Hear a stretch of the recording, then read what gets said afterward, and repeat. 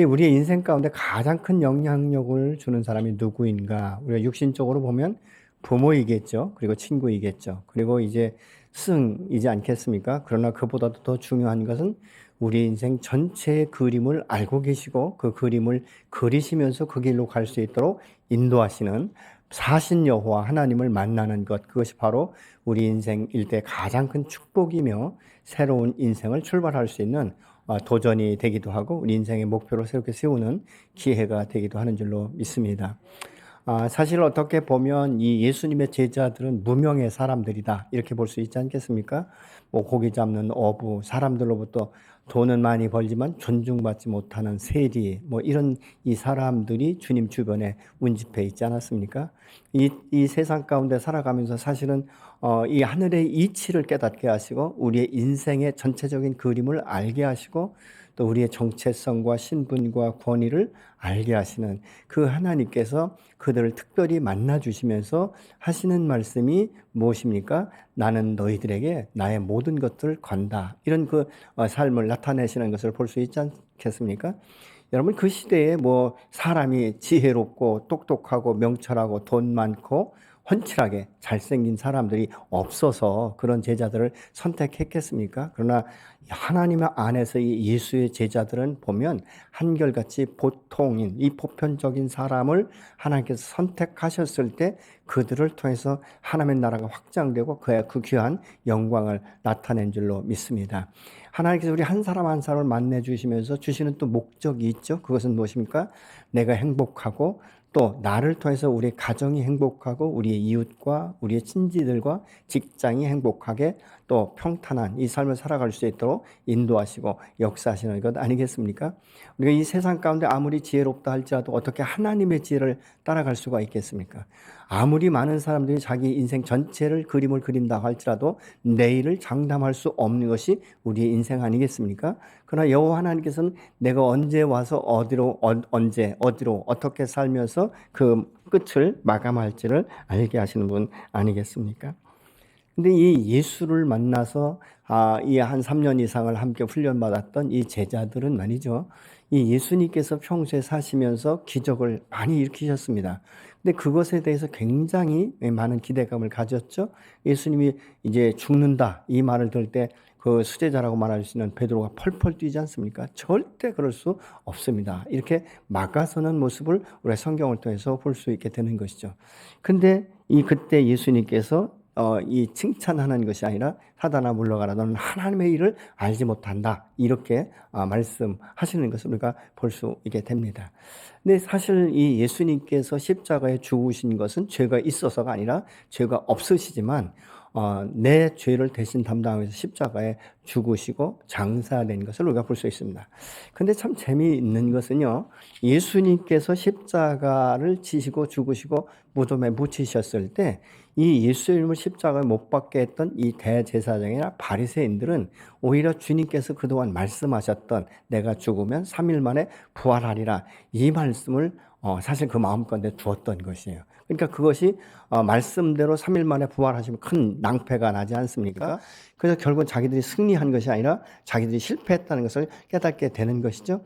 그래서 가서 이제 이야기해서 이 무덤을 지킬 수 있도록 그렇게 이제 왕으로부터 허락을 받습니다. 그때 뭐라고 말하는가? 너에게 군사가 있으니까 너희 군사들을 시켜서 그것을 지키게 하라. 그래서 이 그 돌무덤 앞에 있는 이 돌을 이제 봉인해서 아무도 그것에 손대지 못하도록 만들지 않습니까? 그런데 3일이 되던 하에 그때에 예수님께서 이 부활하시는 이 모습을 볼 수 있습니다. 그래서 이 병사들이 깜짝 놀라지 않습니까? 어떻게 세상 가운데 이런 일이 일어날 수 있을까? 어떻게 지진 같은 것이 일어나더니 이 죽은 이 예수가 살아날 수 있을까? 이것 때문에 두려워해서 이제 대제사장들에게서 고합니다. 그때 대제사장들이 이렇게 두려운 거예요. 그러다 보니까 이 병사들을 매수합니다. 돈으로 매수해서 그것이 아니라 부활한 것이 아니라 이 예수님의 제자들이 밤에 와서 도둑질 해갔다. 이렇게 이제 말을 입맞추는 것을 볼 수 있죠. 근데 그 새벽 미명에 이 막달라 마리아와 다른 마리아가 예수님의 무덤 앞에 쫓아가지 않습니까? 그때 그 부활의 주님을 만나게 되는 것이죠. 그러면서 너희는 가서 이 제자들에게 갈릴리에서 나를 만나자고 해라. 이렇게 말씀을 하십니다. 그래서 이 여인들이 이제 달려가게 되는 것이고 제자들은 그 여인들의 말을 듣고 이 갈릴리 예수님께서 말씀하셨던 한 산으로 가는 것을 우리가 성경을 통해서 알 수 있게 되는 것이죠. 여러분 사실 이 제자들은 부활의 주님을 그렇게 기대하지 않았었지 않습니까? 두려워서 한 집에 함께 머물러 있을 때 그 부활의 주님이 요한복음에 보면 먼저 찾아오셔서 너에게 평안이 있을지어다. 이 두려움에서 해방시키는 모습을 우리가 볼 수 있습니다. 갈릴리라고 우리가 생각하면 특징적인 것이 뭐냐면 이 제자들이 예수님을 만난 곳이다. 이렇게 그걸 볼 수 있지 않습니까? 부활의 주님을 이 요한복음에 보면 갈릴리 호수에서 만나서 베드로에게 시몬아 내가 이 사람들보다 나를 더 사랑하시느냐 우리가 잘 기억하고 있지 않습니까? 그리고 나서 오늘 이 본문에 보면 이 갈릴리 한 산에서 이 주님을 만났을 때 11 제자가 만났다. 누가 빠졌는지 기억하시죠? 네, 가룟 유다가 빠져 있는 것이죠. 이 11명의 제자가 예수님을 보는 순간에 그냥 다 같이 엎드려서 주님을 경배했다. 이렇게 말씀하고 있는 것이죠. 여러분 말이 그렇지 이 죽은 줄 알았던 선생님이 부활하셔서 이 갈릴리 산에서 먼저 기다리시는 그 모습을 보았을 때 제자들이 어떤 심정이었을까? 여러분 같으면 어떻게 하셨을 것 같습니까? 주님 환영합니다. 너무 기쁩니다. 막 박수치며 여러분 그러셨을 것 같습니까? 아마 그 위험에 너무나 이 압도되어서 엎드려질 수밖에 없었을 것이에요. 그러면서 그 마음 가운데 희열이 올라오기 시작했겠죠. 우리 선생님은 정말 말씀하신 대로 죽음으로 끝나지 않냐고 부활하셨구나. 이것을 느끼면서 그 안에서 굉장한 기쁨이 샘솟을 거예요. 시간이 지나면서 어떻게 하겠습니까? 일어나서 박수를 치며 환영하고 정말 이 눈여겨서 그분을 집중해서 보지 않았겠습니까? 그런데 참 안타까운 것은 그 중에 몇 명은 의심하였더라. 이렇게 말씀을 합니다. 여기서 말하는 이 의심이라는 것은 이 원어상의 의미를 보면 완전하게 100% 신뢰했다 이것이 아니라 이 부활의 주님을 보면서 마음 가운데 이 동요된 것이 있다는 것이죠. 설레임도 있지만 의심도 있다. 근데 왜 의심했는가? 갑작스럽게 놀라운 기적을 보기 때문에 깜짝 놀라면서도 이게 현실인지 아닌지. 그래서 우리가 어떤 때 그런 이야기 하지 않습니까? 이게 꿈인지 환생인지 내가 잘 모르겠다. 이렇게 이야기하는 사람들도 우리 더러 주변에 있는 것들을 보게 되는 것이죠. 근데 여기서 이 의심했다 이것은 믿음이 아주 없다 이것이 아니라 믿음이 적어서 그것이 자기 마음 가운데 확정될 때까지는 좀 더 시간이 걸렸다. 우리가 그렇게 볼 수 있는 것이죠. 우리가 잘 아는 대로 이 부활의 주님이 이 제자들을 찾아왔을 때 10명의 제자들이 있었던 것 같아요. 그 중에 이제 도마라는 사람이 없었지 않습니까? 그래서 이 부활의 주님이 우리를 찾아오셨다. 우리가 만났다. 그럴 때 이 도마가 한 말이 있죠. 나는 내 눈으로 보고 손으로 만져보기 전엔 절대 믿을 수 없다. 왜 그랬을까요? 세상에 그런 일은 한 번도 없었거든요. 그렇기 때문에 이게 의심스러웠던 것이죠. 안 믿기 위해서 의심스러운 것이 아니라 정말 다들 믿는다고 말하고 보았다고 하니까 믿긴 믿어야 되는데 내가 확증할 수 있는 이것이 없기 때문에 그런 것이죠. 그 후에 예수님께서 이 의심 많은 도마에게 나타나셔서 만져보라고 할 때 도마가 뭐라고 말합니까? 주는 그리스도시며 살아계신 하나님의 아들인 것을 고백할 때 주님께서 뭐라고 말씀합니까? 내가 나를 본고로 믿느냐? 보지 않고 믿는 믿음이 더 복되다. 이렇게 말씀하고 있죠. 근데 이것을 우리가 볼 수 있는 것은 무엇을 생각할 수 있는가? 사람의 믿음이라는 것은 눈으로 보고 손으로 만져서 믿어지는 것이 아니라 그 마음 가운데 의심이 사로잡히지 않으면 믿어지게 되는 것이죠.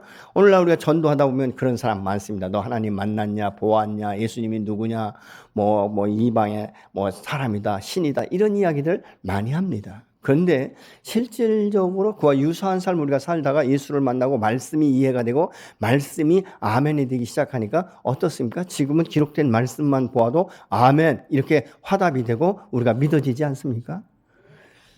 그래서 여기에서 우리가 볼 때에 이제 이 예수님에 대해서 내가 어떤 만남이 있었는가 이것을 우리 다시 한번 생각해 봐야죠.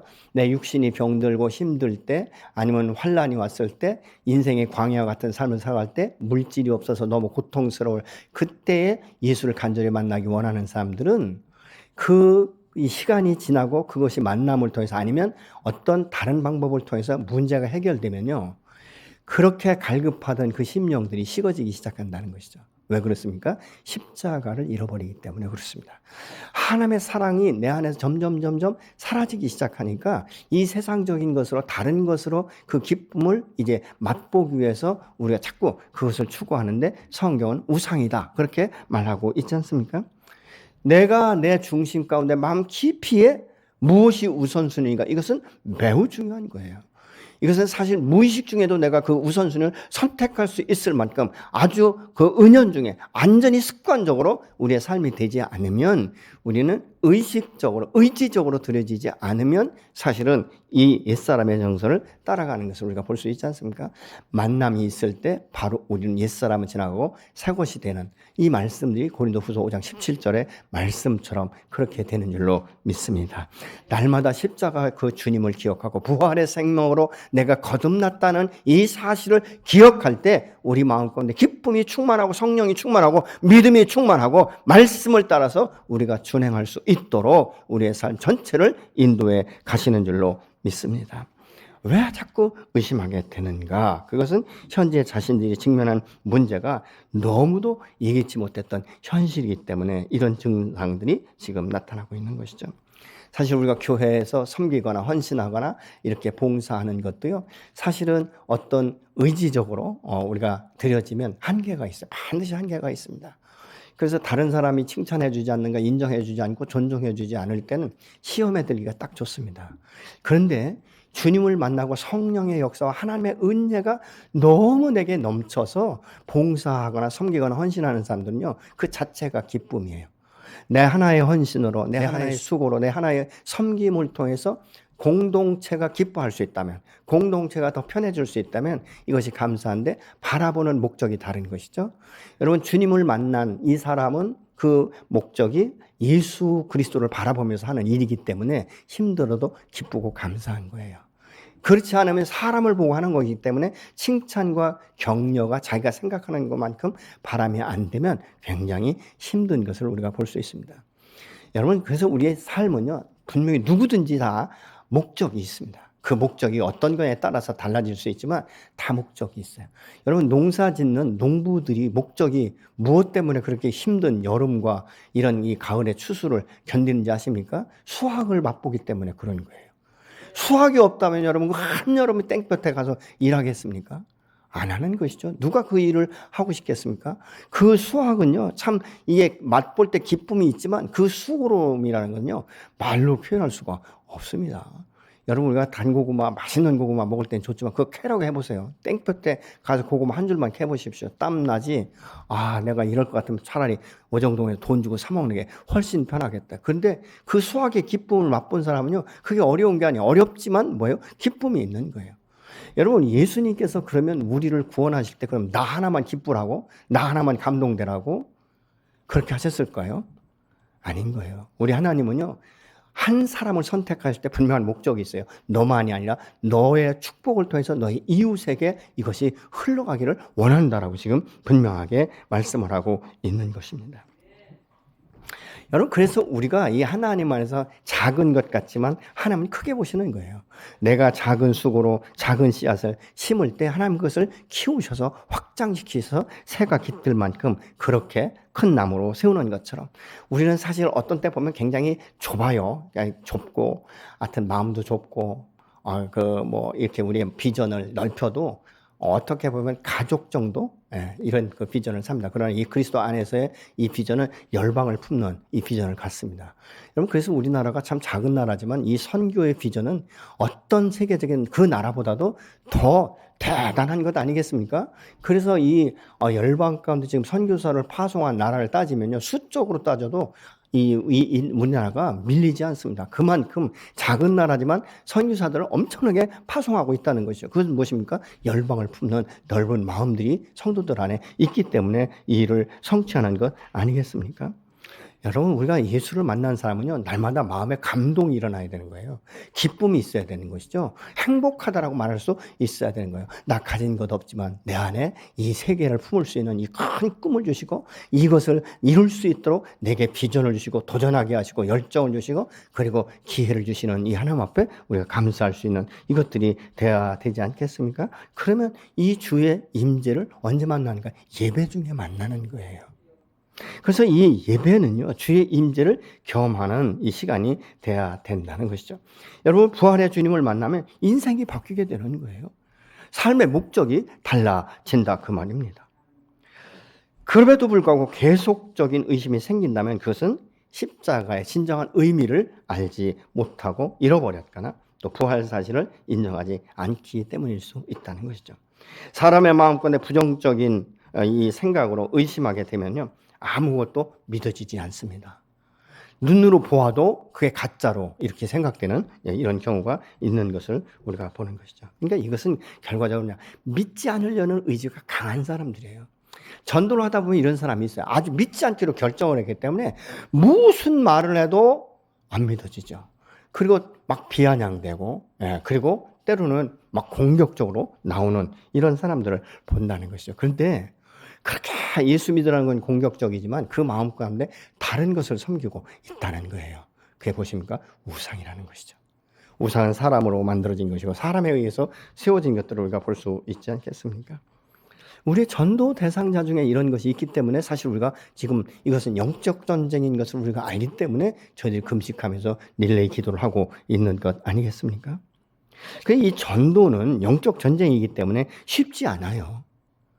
그래서 우리가 금식하는 것 아니겠습니까? 한 영혼 한 영혼의 이름을 부르면서 금식하며 기도하는데 이게 의무가 아니라 사랑하는 마음으로 하나님, 내 이 사람의 얼굴은 모르지만 이 사람의 이름을 이 시간 호명하면서 예수의 이름으로 주님 손에 올려드립니다. 하나님, 이 영혼을 붙들고 있는 모든 어둠들을 예수의 이름으로 제거하시고 그 마음의 문을 열게 하셔서 생명의 복음을 하나님의 때에 받아들일 수 있도록 준비시켜 주시옵소서. 우리가 그 기도하고 있는 것 아니겠습니까?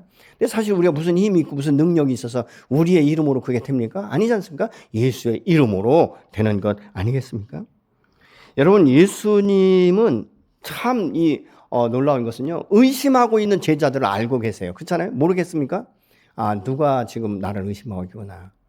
나에게 지금 엎드려 경배하고 있지만 그 마음 가운데 아직도 믿음에 확신이 없구나. 근데 이것을 아시면서도요, 이 전도의 사명을 주신다는 거예요. 우리가 인간적으로 생각하면요, 저 사람 의심이 있어. 그럼 내가 이렇게 이걸 주어도 못할 거야. 그래서 돌려놓거든요. 근데 예수님은 그렇지 않다는 것이죠. 의심하는 사람이 있지만 이 제자들에게 이 사명을 주십니다. 근데 이것을 우리는 지상명령이다 이렇게 말하고 있지 않습니까? 그러면 예수님께서 어떤 분이시길래 이렇게 의심을 하고 있는 자들을 통해서도 말씀을 주시는가? 그들 안에는 어떻든 간에 부활의 주님을 지금 만나고 있지 않습니까?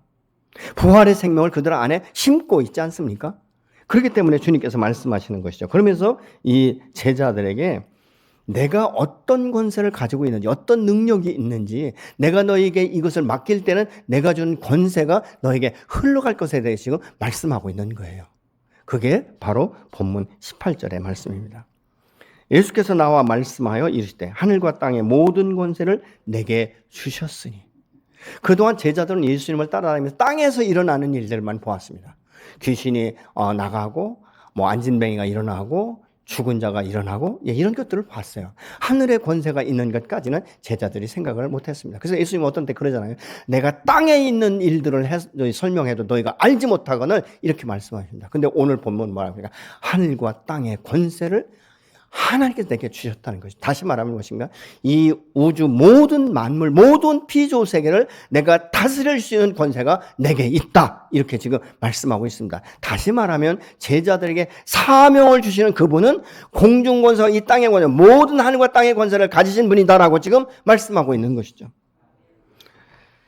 이 말씀은 이 다니엘서 7장 14절의 말씀이 성취적인 의미로 지금 나타나는 것을 우리가 볼 수 있는데, 그에게 권세와 영광과 나라를 주고 모든 백성과 나라들과 다른 언어를 말하는 모든 자들이 그를 섬기게 하셨으니 그의 권세는 소멸되지 아니하는 영원한 권세요 그의 나라는 멸망하지 아니할 것이라. 아멘.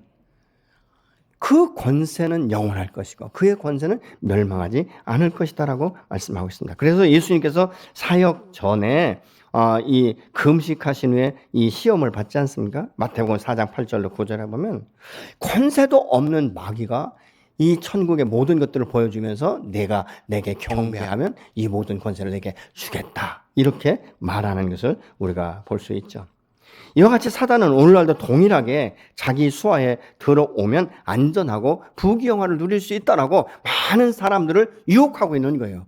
심지어는 믿음의 사람들도 유혹해서 넘어지게 만드는 이런 일들을 지금도 벌이고 있다는 것입니다. 그런데 하늘과 땅의 권세를 가지신 예수님께서 제자들에게 어떤 사명이요? 지상명령이 뭐니까 너희가 이제는 나아가서 생명의 복음, 이 부활의 생명의 복음을 증거하는데 모든 사람들에게 이것을 증거해서 가르쳐 지키게 하라. 내가 세상 끝날까지 너희와 함께하리라. 이 말씀은 무엇입니까? 너가 가는 곳에 내가 갈 것이고 내가 복음을 전할 때 내가 너에게 지혜를 줄 것이고 내가 가지고 있는 권세를 내게 주리라고 말씀하고 있는 것이죠. 예수님께서 이 땅에 계실 때도 이 제자들을 파송할 때 어떻습니까? 이 어둠의 영을 결박하고 귀신을 내어쫓는 이 권세를 주셨다라고 말씀하고 있지 않습니까? 여러분, 이 하늘과 땅의 모든 권세를 가진 주님께서 믿음이 연약하고 의심하고 있는 자들이 있음에도 불구하고 이 세상을 변화시킬 수 있는 이 사명을 주신 것입니다. 이 공중 권세 잡은 마귀의 이 손 아래 놓여 있는 어떻게 보면 그것들의 이 노예처럼 살아가는 이 세상에 있는 이 사람들을 향해서 너희가 나가서 다스리고 정복할 수 있는 권세를 누리라고 지금 말씀하고 있는 것이죠. 그래서 예수 믿는 사람들은 어둠의 영을 예수로 결박하고 풀어내는 이런 역사가 오늘날도 일어나게 되는 줄로 믿습니다. 내 힘으로, 내 이름으로, 내 능력으로가 아니라 사신 이 여호와 안에서 예수의 이름의 그 권세를 통해서 어둠들이 제압되는 것을 우리가 볼 수 있게 되는 것이죠.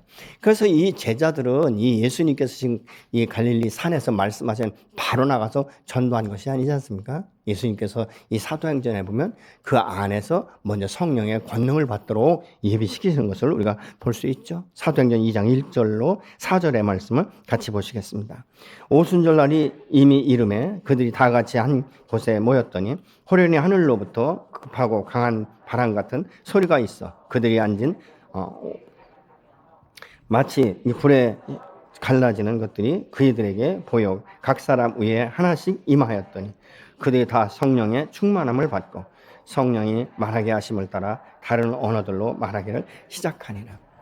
여기서 우리가 볼 수 있는 특징이 몇 가지가 있는데 그중에 뭐 한두 가지만 이야기한다면 여러분 성령이 그들에게 강력하게 임했다라고 말씀하고 있죠. 그런데 특징 중에 하나가 무엇입니까? 모든 사람에게 임했다 이렇게 말씀하지 않습니다.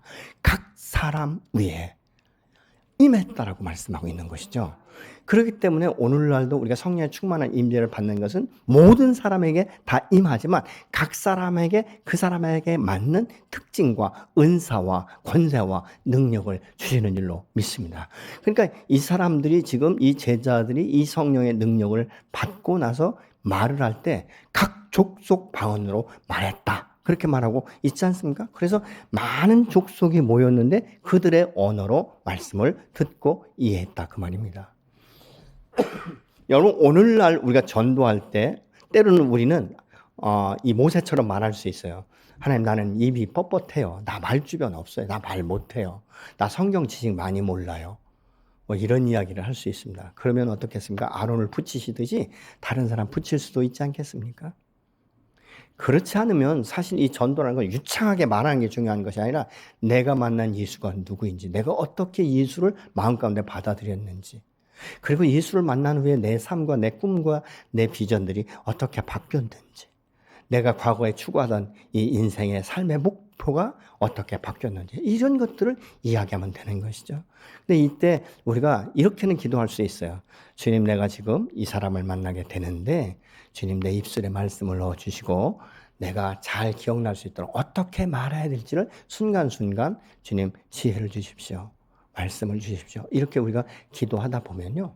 참 놀라운 건요. 자기가 말해놓고 자기가 놀랄 때가 있다니까요.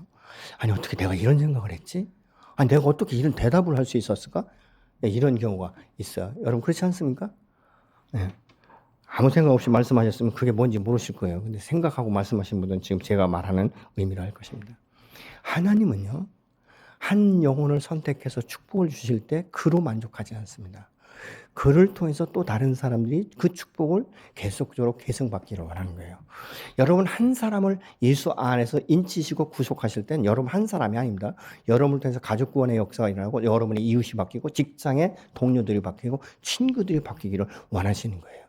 하나님의 축복은요, 나만 누리라고 하는 아주 개인적이고 극히 자기중심적이고 이기적인 이것이 아니라 풀어서 흩어서 구제하게 하고 그래서 이웃을 정말 이렇게 섬길 수 있도록 그렇게 넉넉하게 채워주시는 분이 바로 하나님이신 줄로 믿으시기 바랍니다. 우리 이런 것은요, 여러 가지로 볼 수 있는데 창세기 1장 28절에 보면요, 하나님 우리를 지으실 때부터 이런 축복을 주셨어요.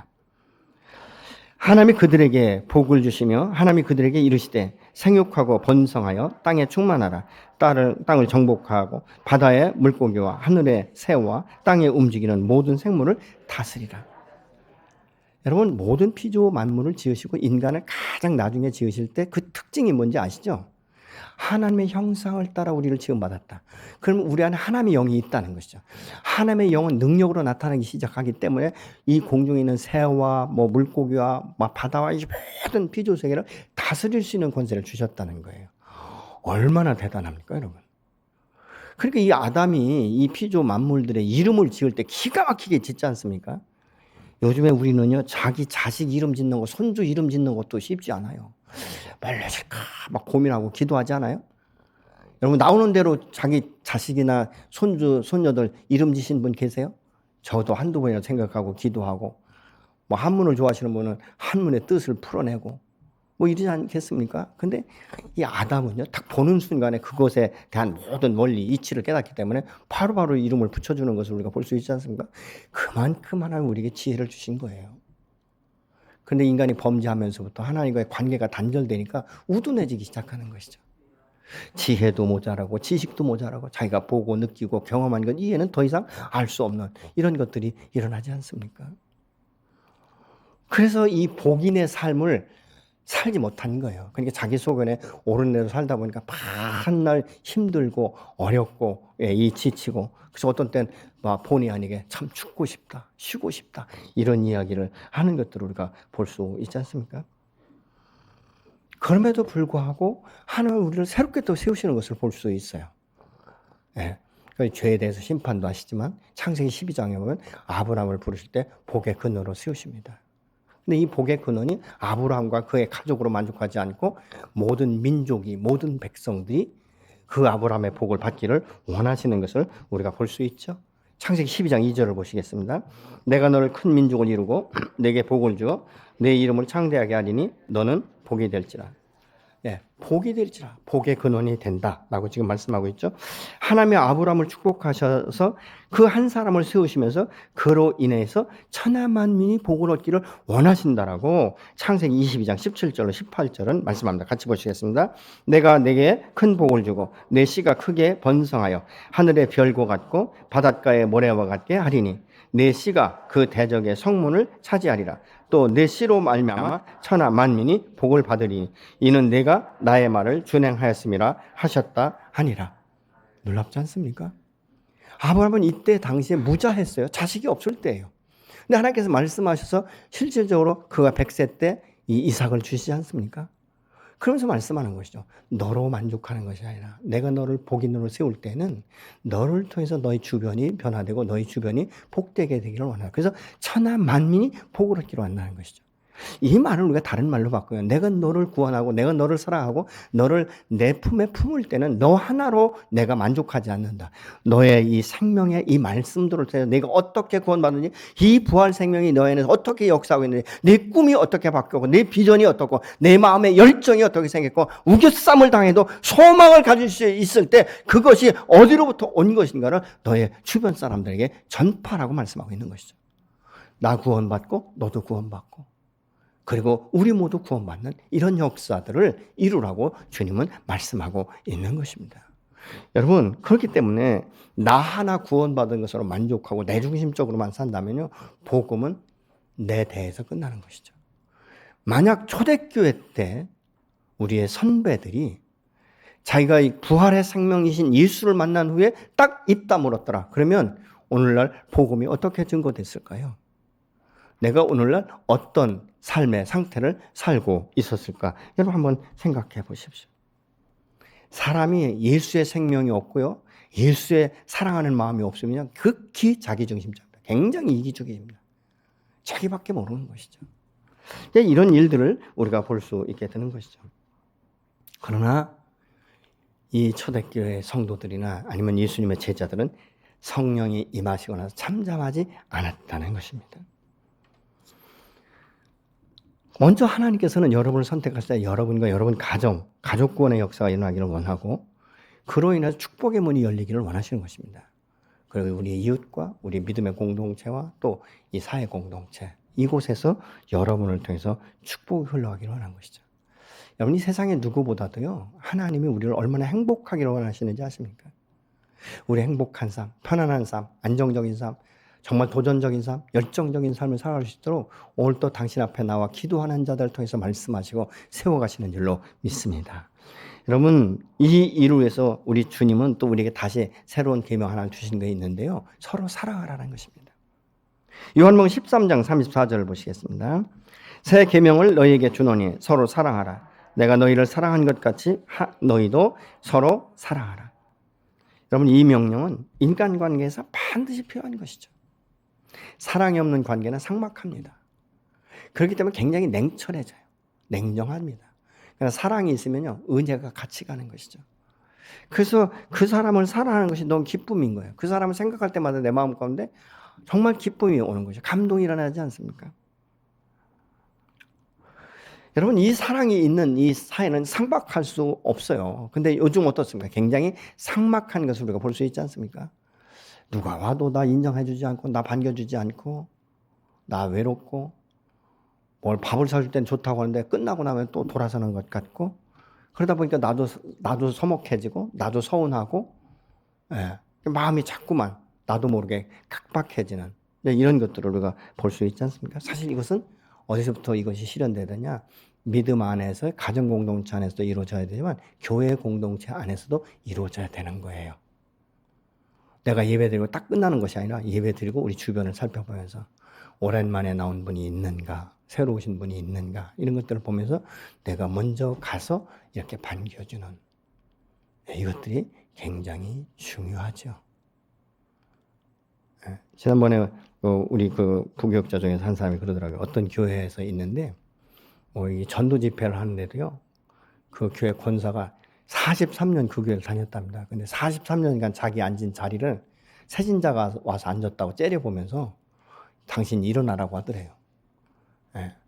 그러니까 그래가지고 굉장히 힘들었다라고 이렇게 이야기를 제가 들었습니다. 여러분, 이 교회 공동체는 그런 것 아니지 않습니까? 내가 먼저 왔으면 내 뒤에 오는 사람을 우리가 환영해 줄 수 있고, 때는 더 필요하다면 내가 아무리 은혜를 받은 자리라도 양보할 수 있는 이런 것들이 필요하지 않겠습니까? 저는 우리 교회가 그런 교회 되기를 원해요. 서로가 일주일에 한 번 만나면 서로 반가워하고 안부 좀 묻고, 남이 물어보기 전에 내가 그렇게 묻는 것, 이것이 우선이 돼야 되지 않겠습니까? 그것이 바로 예수께서 우리를 사랑하시고 우리에게 기대를 갖고 있는 것이 바로 그런 사랑인 것이죠. 전도의 사명도 마찬가지입니다. 하나니까 어쩔 수 없이 하는 것이 아니라 그 영혼을 사랑하는 마음으로, 내가 하나님 그 은혜와 사랑의 빚진 자의 심정을 가지고 그를 위해서 만나고 격려하고 세워질 때 이런 일들이 일어나게 되는 것이죠. 그래서 이것을 전도할 때만이 아니라 평소에 우리가 그 영혼을 붙들고 이렇게 기도하고 계속적으로 세워주고, 여러분, 이것들이 얼마나 우리의 삶 가운데 필요한지 아십니까? 근데 이게 잘 안 되는 게 내 마음이 먼저 깨어졌기 때문에 그래요. 아직도 내 마음이 채워지지 않았기 때문에 내 마음 가운데 상처가 있고 쓴부리가 있으면 그렇습니다. 그래서 우리는 이것들을 살펴봐야 되는 것이죠.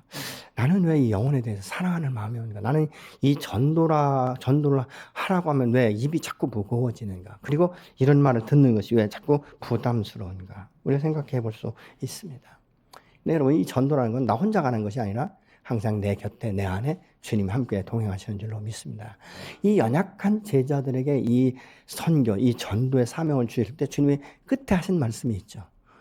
내가 세상 끝날까지 너희와 항상 함께 하리라. 아멘. 주님은 오늘 또 저와 여러분과 함께 하시는 줄로 믿으시기 바랍니다. 여러분이 지치고 광야 길을 가는 것 같고 고난과 역경 가운데 외롭게 그렇게 느껴지신다면 이 시간 다시 한번 주님의 십자가를 바라보면서 하나님이 얼마나 나를 사랑하셨기에 독생자 예수 그리스도 죄가 없으신 그분을 십자가에 아낌없이 내어주시면서 내가 너희를 이만큼 사랑한다라고 십자가에서 이 팔 벌린 그 주님의 그 모습처럼 나를 반기고 계시지 않는가. 사람은요 자꾸 반대 정신으로 생각하는 것 같아.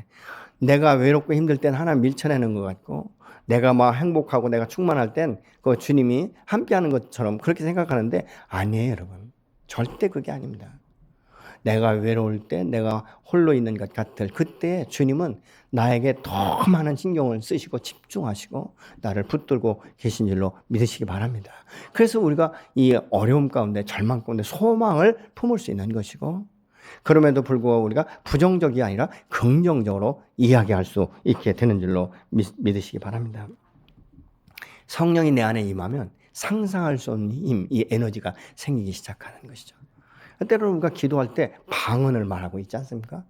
그래서 어떤 때는 새로운 방언으로 우리가 하나님 앞에 기도할 수 있게 되는 것이죠. 여러분, 우리는 지금 내 안에 성령과 함께 동행하는 삶을 나는 경험하고 있는가? 그렇다면 나는 지금 영혼에 대한 관심은 얼만큼 있는가? 아직도 내가 영혼에 대한 관심이 없다면 여러분 우리는 주님 앞에 기도해야 되는 것이죠. 하나님 영혼을 사랑할 수 있는 마음 주십시오. 내가 저 영혼을 품고 기도할 수 있는 은혜를 먼저 제 마음에 부어주십시오. 나와 하나님과 이 사랑의 관계, 수직적인 관계가 되어질 때 나와 이웃의 관계, 이 수평적인 관계가 이루어지는 줄로 믿으시기 바랍니다. 여러분 사람이 배부르면 배고프면 다른 사람 별로 생각 안 해요. 근데 정말 사랑이 많으면요 배고플 때 음식을 가지고 먹을 때요 꼭 남기는 사람이 있더라고요. 그래서 왜 남기냐 그랬더니 이건 누구 갖다 줘야 된대요. 어떤 때 보면 참 안쓰러운 게 뭐냐면 어떤 때 사역자들도 뭐 이렇게 뭐 잔치집이나 이런 데 가보면 뭐 이렇게 떡이나 뭐 이렇게 넣는 걸 봐요. 그래서 아이 목사님 왜 그래? 그러면 우리 애들 줘야 된다고. 꼭 애들을 생각하는 분들이 있더라고요. 여러분 사람이 사랑을 하게 되면요 뭔가 주고 싶은 거예요. 하다못해 커피라도 한 잔 사주고 싶고 밥 한 끼라도 같이 먹고 싶고. 그럼 밥 먹으면서 무슨 얘기 하겠습니까? 세상 이야기 다 하더라도 마지막에 이야기하십시오. 하나님이 너를 참 많이 사랑하시는 것 같아. 한마디만 던져보세요. 그러면 여러 대답이 나올 거예요. 웃기지 마라 뭐 이런 얘기도 나올 것이고 하나님이 뭔데 나를 사랑하냐 뭐 이런 이야기도 할 것이고 그럴 때 여러분 단순하게 말씀하시면 돼요. 그래도 하나님 너를 사랑하시고 지금도 기다리고 계셔. 왜냐하면 너를 행복하게 해주기를 원하시니까. 내가 평안하기를 원하시니까. 내가 이 땅 가운데 살 때 분명한 삶의 목적지를 향해 나갈 수 있도록 내게 꿈을 주기를 원하시니까. 내가 묶여있는 마음이 풀어지기를 원하시니까. 막 설득하려고 하지 마세요. 딱 그 단순하게 한마디 딱 던지잖아요. 그러면 묵상하게 되어 있어요. 너무 행복하잖아요. 누가 자기를 그렇게 사랑하고 누가 자기의 행복을 위해서 그렇게 눈이 막 아리도록 기다리겠어요. 근데 하나님은 끝까지 기다리시잖아요. 언제까지? 한 영혼이 출생해서 죽을 때까지 기다리시는 거예요. 더 놀라운 것은 가장 우리의 이 죽음 앞에서 끝까지 살아남는 것이 청각입니다. 들을 수 있는 그 귀를 하나님 끝까지 열어주시는 거예요. 여러분 이번 기회에 생명의 복음을 증거해 보십시오. 그리고 이번에 오시는 강사님은요. 자기 인생 가운데 정말 자식을 내놓은 그 위기, 그 위기 가운데서 하나님의 능력, 기적을 경험하신 분이에요. 그래서 그 기적을 경험하고 그분이 하나님 앞에 곡을 쓰기 시작했다는 것이죠. 근데 그분이 작곡한 이 찬송을 들어보면요. 가스펠송을 들어보면 굉장히 우리 마음까지 심금을 울리는 찬송이 여러 가지가 있습니다. 제가 요즘에 그 찬송을 가끔 들어보는데요. 너무 좋습니다.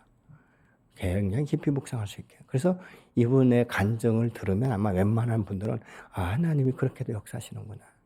이런 것들을 알 수 있는 그런 기회가 될 것이에요.